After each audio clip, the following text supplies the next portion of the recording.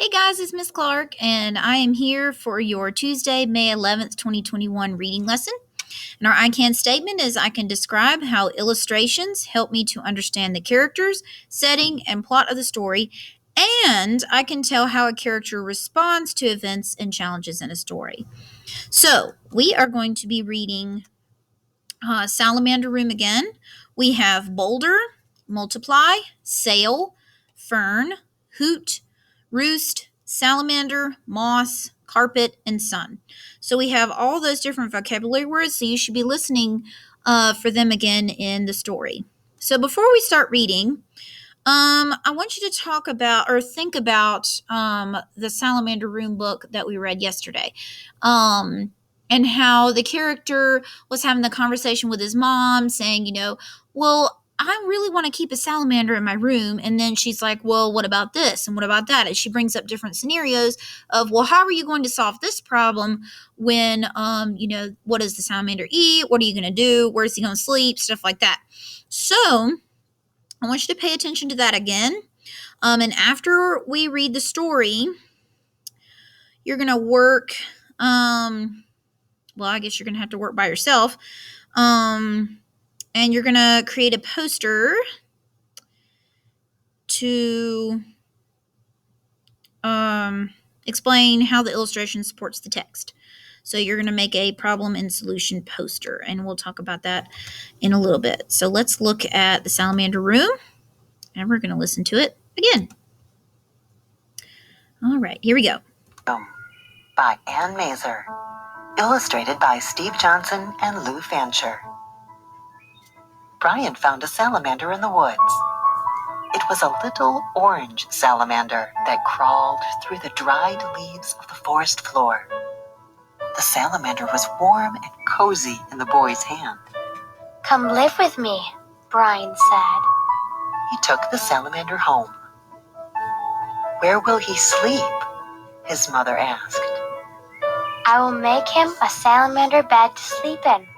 I will cover him with leaves that are fresh and green, and bring moss that looks like little stars to be a pillow for his head. I will bring crickets to sing him to sleep, and bullfrogs to tell him good night stories." "And when he wakes up, where will he play?" "I will carpet my room with shiny wet leaves and water them so he can slide around and play. I will bring tree stumps into my room so he can climb up the bark and sun himself on top. And I will bring boulders that he can creep over. He will miss his friends in the forest." I will bring salamander friends to play with him. "They will be hungry. How will you feed them?" I will bring insects to live in my room, and every day I will catch some and feed the salamanders. And I will make little pools of water on top of the boulders so they can drink whenever they are thirsty." "The insects will multiply, and soon there will be bugs and insects everywhere." I will find birds to eat the extra bugs and insects, and the bullfrogs will eat them too. "Where will the birds and bullfrogs live?" I will bring trees for the birds to roost in, and make ponds for the frogs. "Birds need to fly."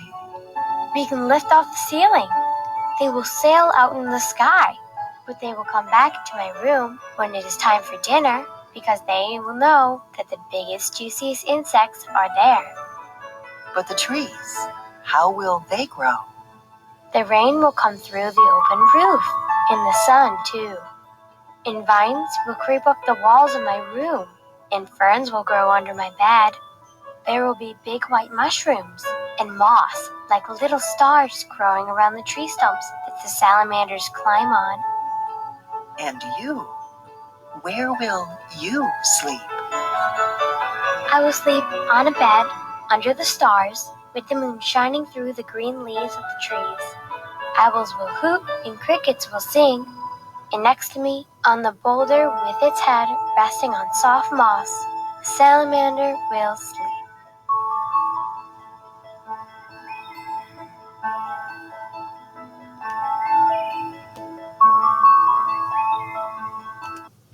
All right, so Now that we have read the story, you are going to get out your problem and solution chart. So the problem that the mom presented, you've got only 4 of them. She presented a lot more. But the first one is, where will he sleep? Number 2, how will you feed him? Number 3, he will miss his friends. And number 4, where will you sleep? And I want you to put the solution. You can rewatch the book if you need to, and that will help you find your answers. Okay? So I hope you guys have a great day, and I will see you in my next video. Bye!